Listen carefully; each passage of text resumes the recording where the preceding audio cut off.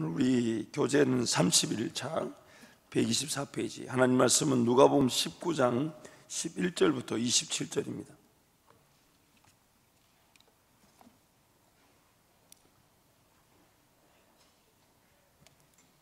하나님 말씀 누가복음 19장 11절부터 27절. 미래적 하나님 나라에 대한 예수의 가르침 두 번째. 화면에 보시면 제목이 나옵니다. 우리 제목 함께 선포합니다. 미래적 하나님의 나라에 대한 예수님의 가르침. 부제목 갑니다. 착하고 충성된 자들에게 약속된 하나님 나라. 하나님 말씀 누가복음 19장 11절부터 27절입니다. 그들이 이 말씀을 듣고 있을 때에 비유를 더하여 말씀하시니 이는 자기가 예루살렘에 가까이 오셨고 그들은 하나님의 나라가 당장에 나타날 줄로 생각함이더라. 이르시되 어떤 개인이 왕위를 받아가지고 오려고 먼 나라로 갈 때에 그 종 열을 불러 은하 10문화를 주며 이르되 내가 돌아올 때까지 장사하라 하니라. 그런데 그 백성이 그를 미워하여 사자를 뒤로 보내어 이르되 우리는 이 사람이 우리의 왕됨을 원하지 아니하나이다 하였더라. 기인이 왕위를 받아가지고 돌아와서 은하를 준 종들이 각각 어떻게 장사하였는지를 알고자 하여 그들을 부르니 그 첫째가 나와 이르되 주인이여 당신의 한 문화로 10문화를 남겼나이다. 주인이 이르되 잘하였다 착한 종이여 네가 지극히 작은 것에 충성하였으니 10고을 권세를 차지하라 하고 그 둘째가 와서 이르되 주인이여 당신의 한 문화로 5문화를 만들었나이다. 주인이 그에게도 이르되 너도 5고을을 차지하라 하고 또 한 사람이 와서 이르되 주인이여 보소서 당신의 한 문화가 여기 있나이다. 내가 수건으로 쌓아 두었었나이다. 이는 당신이 엄한 사람인 것을 내가 무서워함이라. 당신은 두지 않은 것을 취하고 심지 않은 것을 거두나이다. 주인이 이르되 악한 종아 네가 내 말로 너를 심판하오니 너는 내가 두지 않은 것을 취하고 심지 않은 것을 거두는 엄한 사람인 줄로 알았느냐. 그러면 어찌하여 내 돈을 은행에 맡기지 아니하였느냐.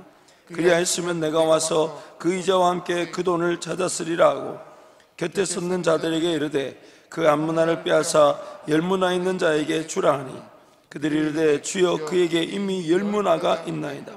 주인이 이르되 내가 너희에게 말하노니 무릇 있는 자는 받겠고 없는 자는 그 있는 것도 빼앗기리라. 그리고 내가 왕됨을 원하지 아니하던 저 원수들을 이리로 끌어다가 내 앞에 죽이라 하였느니라. 아멘. 마태복음을 보면 예수님이 달란트를 비유하고 계시고 누가복음은 이 10문화로 비유하고 계십니다. 그 비유에 분명한 차이점이 있습니다. 먼저 마태복음 25장 15절 말씀을 가보면 예수님이 비유를 말씀하실 때 이렇게 하셨죠. 함께 갑니다. 각각 그 재능대로 한 사람에게는 금 5달란트를, 한 사람에게는 2달란트를, 한 사람에게는 1달란트를 주고 떠났다. 각각 그 무엇에 따라서요? 재능에 따라서. 그래서 그 달란트가 달랐던 것이죠. 그 사람들에게 하나님이 그 사람의 형편에 맞는, 그 사람의 수준에 맞는. 그래서 마태복음 25장에 그 재능과 달란트가 영어로 어떻게 되냐면 재능은 ability, 능력이라는 단어를 썼고 달란트는 우리가 잘 아는 달란트, 즉 그 사람의 이 재능, 은사를 표기하고 있습니다. 그 사람의 능력에 따라, 감당할 능력에 따라 달란트, 그 재능을 하나님께서 부여하셨고 은사를 부여하셨다는 것이죠. 근데 오늘 이 10문화 비유는 10명의 종을 불러 한 문화씩 동일하게 다 주었습니다. 그 차이가 없습니다. 왜냐하면 비유의 목적이 뭐냐면 19장 11절 말씀 보면 함께 갑니다. 그들이 이 말씀을 듣고 있을 때 비유를 더하여 말씀하시니 이는 자기가 예루살렘에 가까이 오셨고 그들은 하나님의 나라가 당장에 나타날 줄로 생각합니다. 하나님 나라가 당장에 나타날 줄로 생각하고, 즉 미래에 나타날 완성될 하나님의 나라가 지금 당장 정치적인 혹은 사회적인 경제적인 군사적인 그런 능력으로 나타날 줄로 생각하고 오늘의 삶을 방관하고 내버려 둘 수 있는 것에 대해서 주님이 경고하고 계신 겁니다. 마태복음 25장에는 하나님께서 분명히 그 은사를 각각 그 재능대로 나누어 주심으로 교회를 세우기 위한 분명한 하나님의 그 목적, 예수 그리스도의 목적, 그 재능에 따라 주어진 은사라는 목적의 비유였고, 누가복음에서 이 문화 비유는 지금 미래에 나타날 하나님 나라를 이유로 오늘이란 삶을 포기하고 함부로 살아갈 것을 경고하고 있는 말씀입니다. 그러나 공교롭게도 마태복음 25장의 달란트 비유나 오늘 열무나 비유나 그 결론은 똑같습니다. 마태복음 25장 21절 보면 갑니다. 그 주인이 이르되 잘하였도다 착하고 충성된 종아, 네가 적은 일에 충성하였음에 내가 많은 것을 내게 맡기리니 내 주인의 즐거움에 참여할지어다 하고, 그 다음에 누가복음 19장 17절 말씀, 주인이 이르되 잘하였다 착한 종이여, 내가 지극히 작은 것에 충성하였으니 10고 올 권세를 차지하리라 하고. 그 달란트나 문화나 그 맺은 것에 대한 평가, 주님의 평가는 똑같았다는 거죠. 작은 일에 충성하였으니 더 많은 것을 맡겨주시는 평가는 똑같다는 것입니다. 우리가 어떤 달란트를 얼마나 많이 받았는지 적게 받았는지 그것과 관계없다는 거예요. 주님의 평가는 그에 따라 부여하신 것에 그 사람이 주님과 함께 동행하며 최선을 다했는가, 그것이 주님의 관심사라는 겁니다. 그래서 오늘 누가복음에 보면 등장인물이 세 부류가 등장합니다. 첫 번째는 왕위를 받아가지고 다시 돌아오게 될 왕, 바로 예수 그리스도이십니다. 예루살렘으로 지금 가시는 그 십자가를 지러 가시는 그 길이 우리 주님께는 왕위를 받으러 하나님께로 가셨다가, 그래서 요한복음에서는 우리가 거할 처소가 준비되면 다시 우리를 데리러 오시겠다는, 왕위를 받으러 주님께 하나님께로 돌아가셨다가 다시 이 땅에 재림 즉 심판하러 오시게 될 그 왕 예수 그리스도를 우리에게 보여주고 계시고, 그 다음 종들, 예수께서 왕위를 받으러 갔다 오실 동안에 다시 성천하시고 이 땅에 재림하시기 전에 그 사이에 예수 그리스도의 사람들이 예수의 맡기신 사명에 따라 삶을 살아가는 그 종들, 바로 저와 여러분이죠. 이 아멘이 안 나올 얘기가 아닌데 이거 뭐 불편하신가요? 그렇죠. 우리 주님이 왕위를 받으러 가셨다가 다시 재림하여 오시는 그 기간 동안에 우리 종들, 예수 그리스도의 종들, 저와 여러분 뭐 하고 있는 겁니까? 주님 우리에게 맡기신 것을 감당하며 그 사명을 이 땅에서 이루어가는 것이죠. 또한 세 번째 부류는 그러나 이 땅의 사람들, 분명히 하나님이 지었고 하나님의 지음을 받은 그 백성들은 예수 그리스도가 왕됨을, 처음에 초림으로 이 땅에 오셨던 예수 그리스도 자기들의 왕이 되는 걸 거절하였고, 그분이 왕위를 받으러 갔다가 다시 오는 것도 왕됨을 거절하는 이 세상 사람들. 그래서 지금 이 세상 가운데서 우리는 그런 사명을 감당하는 자로 이 비유가 나타나고 있는 것입니다. 지금 우리 주님이 분명히 말씀하고 싶은 내용이 있는 겁니다. 그래서 그 세상의 형편과 오늘 우리에게 허락하신 맡겨진 사명, 오늘 우리는 이 타락한 본성으로 인해 하나님을 제대로 섬기지 못합니다. 하나님께서 일방적으로 우리를 선택하시고 그 은혜로 우리를 구원하시고 그 은혜로 오늘 이 자리에다 세워두지 않으셨다면 우리는 지금 하나님을 하나님처럼 섬길 수가 없습니다.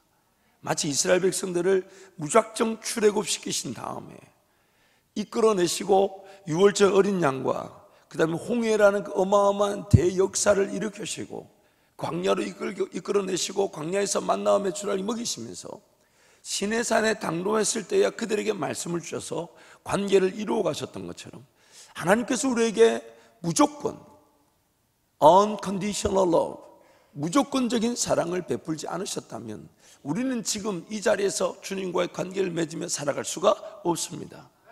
이미 우리는 그렇게 구원이 시작되었죠. 그리고 이제 하나님이 그 시작된 우리에게 이 하나님 말씀을 주시는 거예요.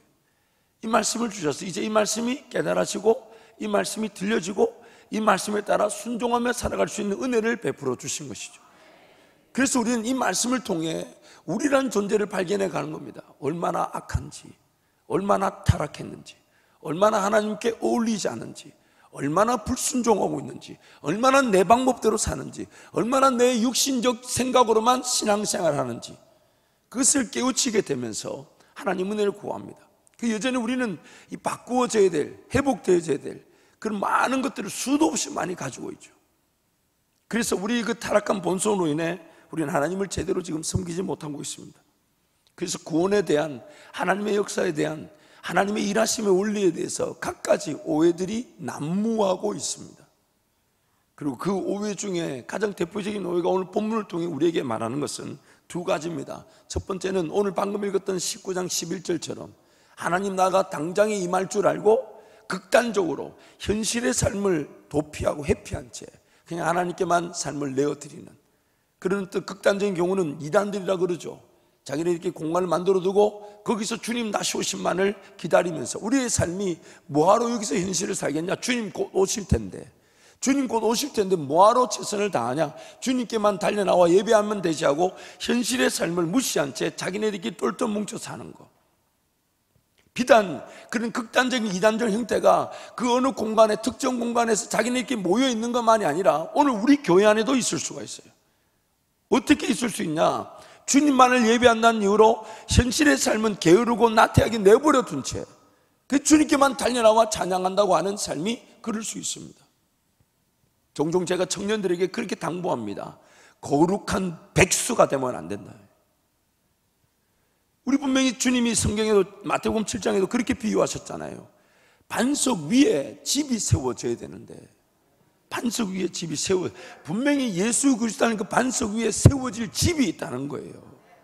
그러나 그것이 나중에는 불로 그 우리의 모든 것들이 평가를 당하겠지만 평가받고 걸러지면서 성령의 역사가 무엇인지 우리의 육신적인 것이 무엇인지가 구분이 되겠지만은 그러나 지금 분명히 이 땅에서 주님 원하시는 건 뭡니까?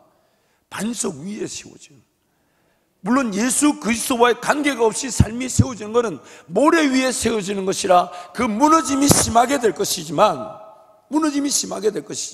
오늘 우리의 삶이 이 땅에 남겨진 분명한 목적이 있다는 것. 그것은 뭐냐면 예수 그리스도라는 그 반석 위에 견고하게 집이 세워져 가는 것입니다. 견고하게 세워져 가는 것입니다. 그 견고하게 세워져 가는 집이 결국 성령의 역사이며 예수가 우리에게 맡기신 사명이 감당되어지며 우리의 사명이 감당되어지는 그 삶이 견고하게 세워져 가는 것이에요. 그래서 오늘 우리의 하나님의 관심은 우리가 지금 이 땅에 하나님을 섬긴다는 이유로 주님 다시 오심만을 기다린다는 이유로 오늘이라는 삶이 회피되는 걸 원치 않으시는 겁니다. 오늘이라는 삶은 하나님의 분명한 목적이 이 땅에 남겨두셨다는 거예요. 저도 이제 아버님 그 목회지를 따라 이리저리 따라다니면서 제 나이 때 겪지 않아도 될 일을 겪었다는 것이 지금 생각하면 뭐 감사한 일인데, 그래서 종종 우리 성도님들, 특히 장로님들하고 같은 문화를 얘기할 때마다 굉장히 기분 나쁩니다. 그리고 종종 우리 여성 우리 연세 많으신 사역자들이 저한테 그런 얘기, 목사님 저도 그런 시절이 있었다. 그러셨겠죠. 저하고 세대가 다른데 그러면 그러셨겠죠. 근데 물론 이제 지나고 보니까 그래요. 그런데 제가 이제 그런 조금 이제 시골에서 그것도 시골에서 개척을 하시다 보니까 늘 어려웠죠.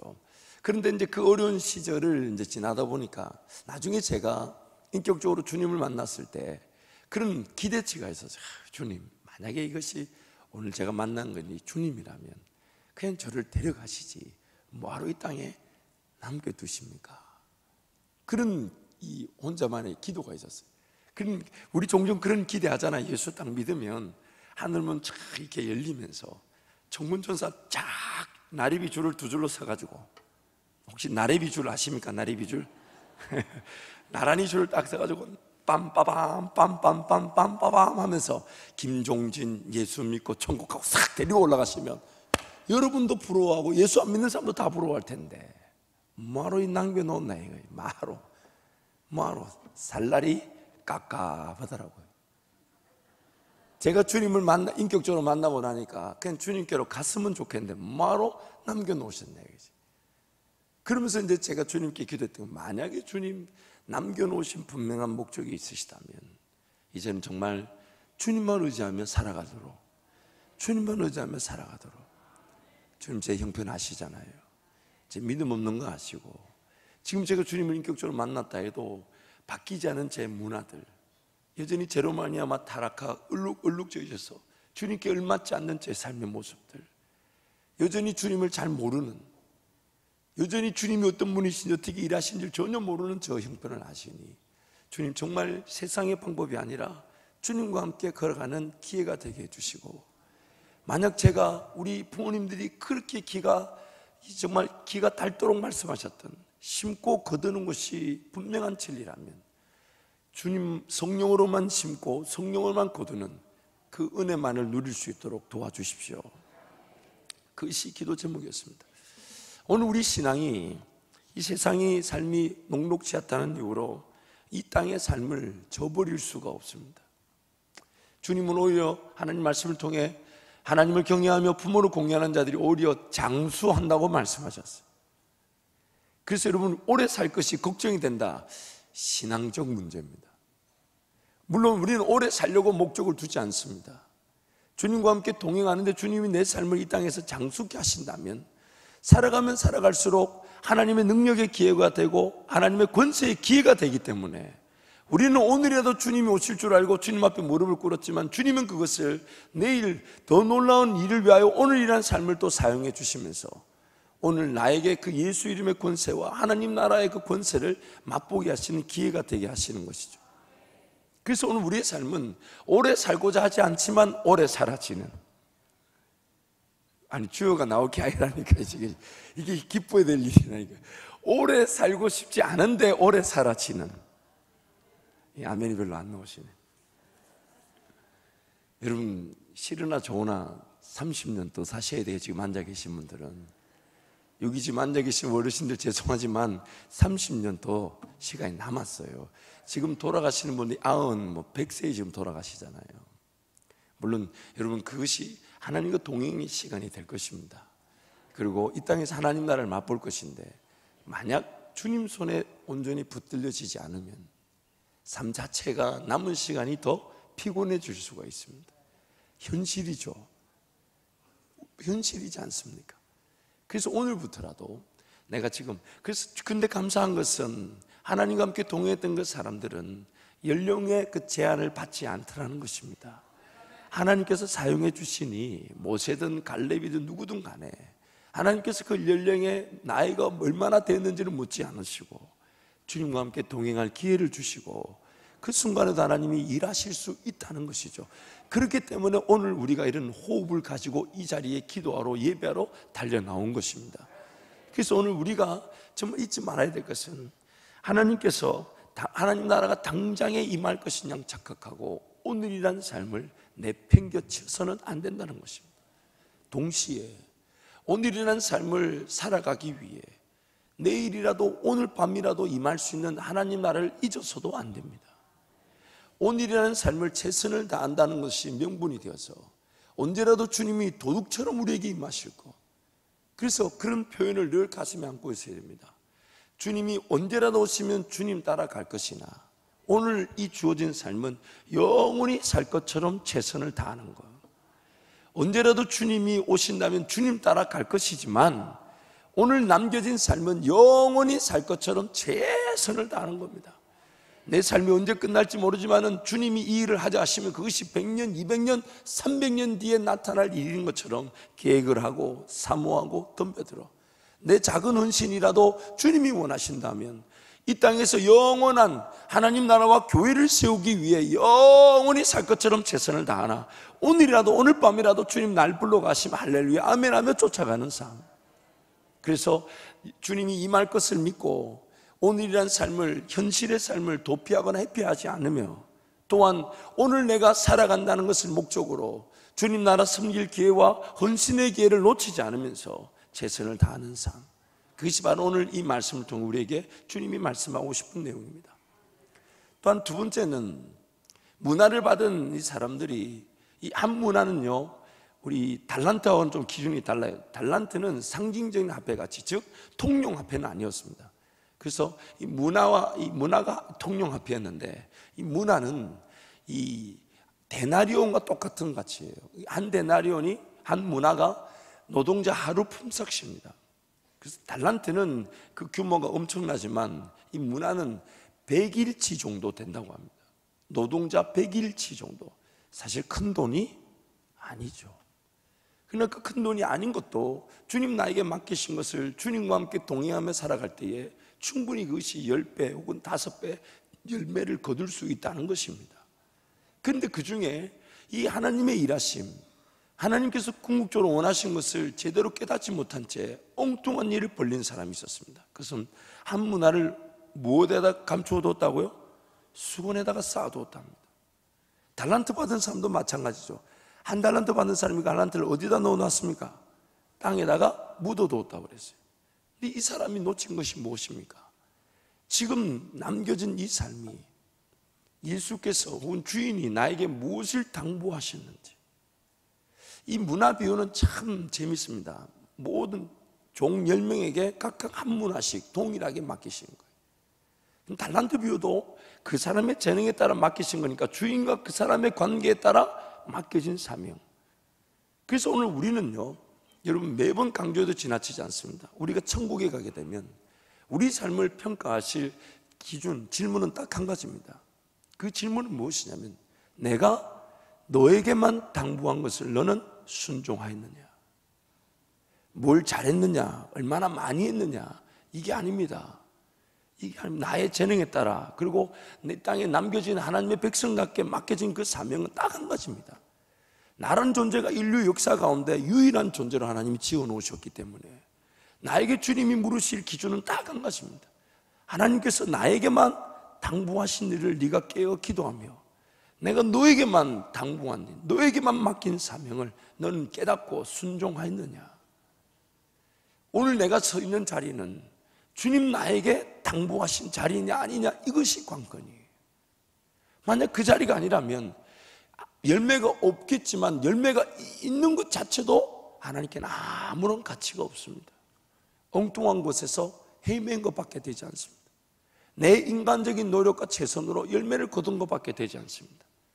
주님이 나에게 맡기신 것, 주님이 나에게 맡기신 삶, 그것을 모르기 때문에 인생이 좌로나 우로나 치우치고 헤매게 되는 거예요. 하나님께서 나에게 부르신, 그래서 그 주님이 나를 부르셨다는 그 현재의 삶을 따라가다 보니 구덩이에 던져질 수도 있고 종살이 가고 감옥에 가도 감겹지 않아요. 반드시 세워져야 될 자리에 세워지게 되어 있습니다. 주님과 동행하는 사람들이 그 길을 걸어가는 것이죠. 그때 그 순간에 주님 나에게 말씀하신 그 임재와 동행을 확신하고 누리면서 따라가다 보니 그 삶의 자리가 어디인지가 감겹지 않습니다.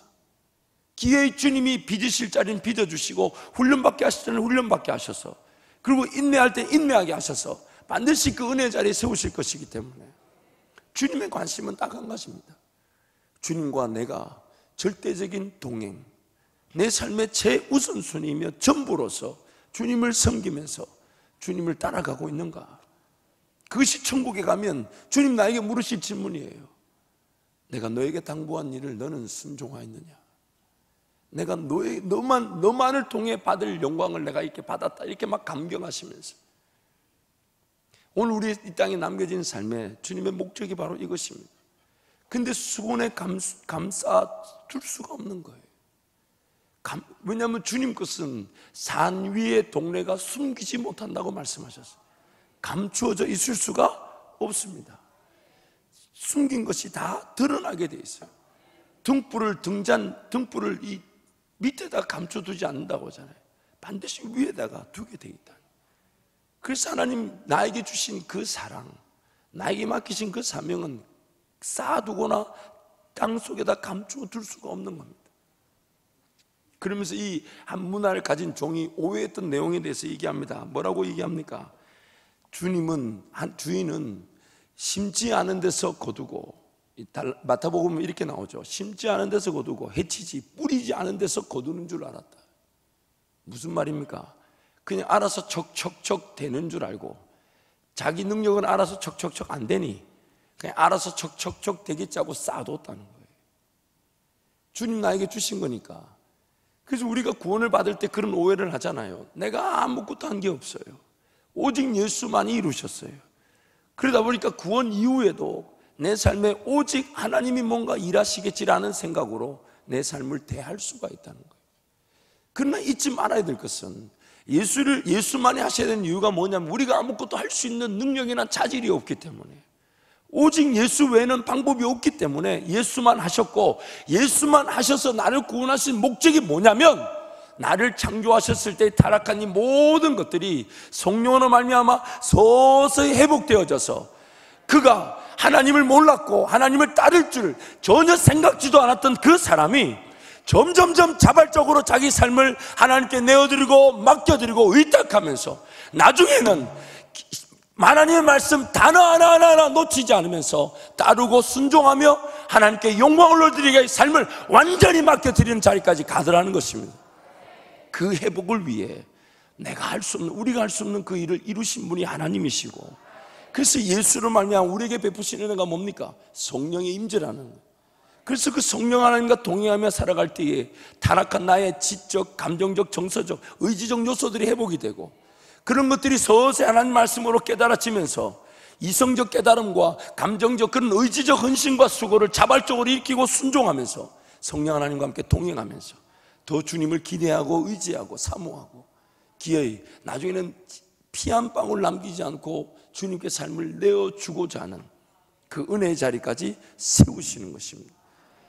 그렇기 때문에 오늘 이 땅에 남겨진 우리의 삶에 이런 착각이 있어서는 안 됩니다. 하나님이 때가 되면 알아서 일하시겠지. 근데 그 알아서 일하실 때 어떻게 일하시냐? 하나님을 사랑하며 하나님을 의지하며 하나님께 전적으로 헌신한 자들을 통해 하나님이 일하시는 것입니다. 그것이 목적이니까요. 그것이 목적이니까. 하나님 나에게 베푸신 그 사랑과 하나님 알아가는 그 지식과 하나님 그분을 배웠던 것이 감추어져 있을 수 없습니다. 그냥 쌓아둘 수가 있는 게 아니에요. 그것을 붙들고 지금부터 또 나에게 맡기신 사명을 어떻게 하나님 이루어 가실지, 어떻게 감당케 하실지, 어떻게 은혜를 베푸셔서 나와 함께 동행하시며 하나님의 능력과 권세를 나타내실지 매 순간 깨어 기도하는 것.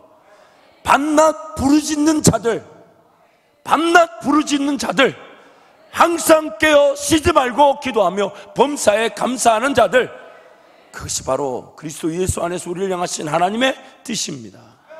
그래서 오늘 우리는 날마다 깨어있는 겁니다. 단 하루를 살아도 주를 위하여 사는 것이고, 살아도 주를 위해 살고 죽어도 주를 위해 죽는 자들. 그래서 하나님 나라를 바라보는 자들은 그 미래의 하나님 나라 언제라도 오늘이라도 오실 수 있다는 이유로 오늘이라는 삶을 내팽개쳐 둘 수가 없습니다. 오늘이라는 삶 또한 현실의 삶을 어떻게든 열심히 잘 살아서 하나님께 영광을 올리게 되겠다는 이유로 오늘의 현실의 삶을 이유로 주님과의 동행의 시간을 놓쳐서도 안 되는 것이 오늘 우리의 삶이에요. 또 무엇보다도 이 한 문화를 수건에 쌓아두는 일, 감추어두는 일이 있어서는 안 됩니다. 하나님 나에게 맡기신 일, 그것이 어떻게 감당이 될지, 어떤 동행의 자리에서 어떻게 주님이 일하실지 그것을 기대하고 사모하고 깨어 은혜를 구하며 그것이 어떻게든 열매를 맺을 수 있도록 하나님과 함께 동행하는 시간들, 그것이 바로 이 땅에 남겨져 있는 저와 여러분의 삶의 목적인 것입니다. 그리고 이것이 우리 주님의 다시 오심을 준비하고 예비하며 기다리는 진정한 삶의 자세인 것입니다. 말씀을 정리하겠습니다. 오늘 우리의 삶은 하나님께서 우리의 삶이 살면 살아갈수록 하나님의 그 능력과 권세의 장이 되기를 원하십니다. 인생의 어느 수준의 어떤 상황에 어떤 환경에 또한 연륜과 경륜 혹은 나이가 얼마나 있는지 주님 관계치 않으십니다. 지금 나에게 호흡이 있다는 이 하나만으로 주님의 뜻이 분명한 것이죠. 살려두셨으니 영광을 받으실 기회를 우리에게 베푸실 것입니다. 영광을 받으실 기회를 베푸실 것입니다. 그래서 날마다 그 영광의 기회가 무엇인지가 궁금하고 매일매일 주님과 함께 동행하는 것입니다. 20년, 30년을 걸어온 그 길이 오늘 주님 나에게 말씀하셔서 다른 길로 걸어가자 하시면 그 길이 더 귀한 길입니다. 왜냐하면 그 길이 지난날의 삶을 빛내줄 은혜의 길이 될 것이니까. 그러나 주님이 지금까지 20년, 30년 걸어온 그 길이 너에게 맞다, 오늘도 그 길 걸어간다 하시면 우리는 기쁘게 오늘 또 그 길을 걸어가는 거예요. 그래서 언제든지 삶의 주권이 책임자가 하나님이심을 잊지 않고 하나님 의지하게 될 때에 그날 하루도 그저 주님과 함께 동행하며 그날 하루도 주님의 은혜면 충분한 줄 알고 무릎을 꿇으려는데 내 삶이 끝난 줄도 모르고 무릎을 꿇으려 했던 나를 주님이 이렇게 툭툭 두드리시면서 저는 그렇게 저 혼자 기대하고 있는 음성이, 이건 제가 이제 경상도 사람이지만 제 스스로 저에게 그런 주님의 음성을 기대해 봅니다. 그날도 주님 살아가는 마음의 삶을 깨우고 주님께 달려나가려고 무릎을 꿇고 주님 외치는데 누군가 제 어깨를 두드리면서 이놈아 수고했다, 이제는 그래 안 해도 된다 라는 그날이 주님 만나는 날이기를 축복합니다. 이 땅에 우리는 그 주님을 기대하는데 감사한 건 남겨두셔서 이 땅에서도 하늘나라를 맛보게 하시는 그 하나님, 그것이 바로 우리가 누릴 축복인 줄 믿습니다. 기도하겠습니다. 하나님 아버지, 은혜와 사랑을 진심으로 감사합니다. 남겨두셨으나 하나님의 능력을 맛볼 기회로 우리의 삶을 허락하시고 주님과 함께 동행하는 것으로 주님 다시 오심을 준비하며 예배케 하심을 감사합니다. 그러면 하나님, 언제라도 오실 주님을 잊어버리지 않도록 은혜를 베풀어 주옵소서. 그저 주어진 삶, 현실의 삶에만 집중하거나 안주하지 않도록 도와주시고, 또한 언제라도 주님이 오실 것이기에 이 현실의 삶을 저버리고 내팽겨치지 않도록 하나님 은혜를 더하여 주옵소서. 무엇보다 하나님, 주님이 다시 오시는 그날까지 우리에게 맡기신 그 사명, 그것이 주님과 동행의 기회가 되며 주님을 의지하는 기회가 되게 하실 그 하나님 앞에 무릎을 꿇고 하나님 능력과 권세를 구하는, 그래서 항상 깨어있을 수밖에 없고 밤낮 부르짖는 자들, 밤낮 부르짖어 기도할 수밖에 없는 그 은혜를 누리게 축복하여 주옵소서. 하나님, 또한 2박 3일에 우리 이틀째 날 장정권 목회자 세미나를 축복하여 주시며, 또한 오늘이라도 귀한 세미나를 기대하며 참여하는 목회자들이 일어나게 도와주시며, 또한 원로 목사님 명령하게 강건함을 붙잡아 주시고 성대를 보호하여 주셔서 주의 귀한 말씀만이 선포되어 하나님, 이 땅에 우리 귀한 목회자들과 교회가 영적 대각성 운동을 일으키는 기회가 되게 하여 주옵소서. 예수 그리스도 이름으로 축복하며 기도합니다. 아멘.